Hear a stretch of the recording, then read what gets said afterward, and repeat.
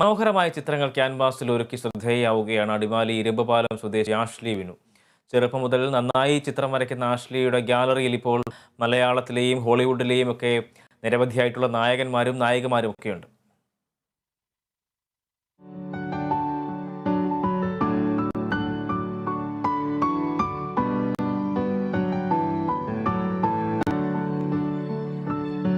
Neriamangalam government higher secondary സ്കൂളിലെ +2 വിദ്യാർത്ഥിയാണ് Ashley.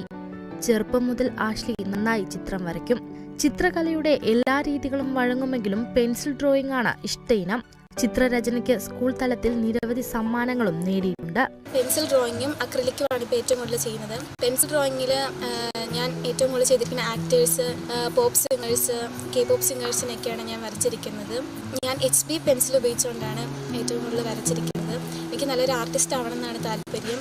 ഈ വരുന്ന 20-ാം തീയതി ഞങ്ങളുടെ ടീച്ചറിന് ഞങ്ങളുടെ ഒരു സ്നേഹോപകാരം കൊടുക്കാൻ വേണ്ടിയിട്ട് ഞാൻ ടീച്ചറിന് ഒരു ചിത്രം ഇപ്പോൾ വരച്ചുകൊണ്ടിരിക്കുകയാണ്. ഞങ്ങളെല്ലാവരും സർപ്രൈസ് ആയിട്ട് കൊടുക്കണം എന്നാണ് വിചാരിച്ചുകൊണ്ടിരിക്കുന്നത്.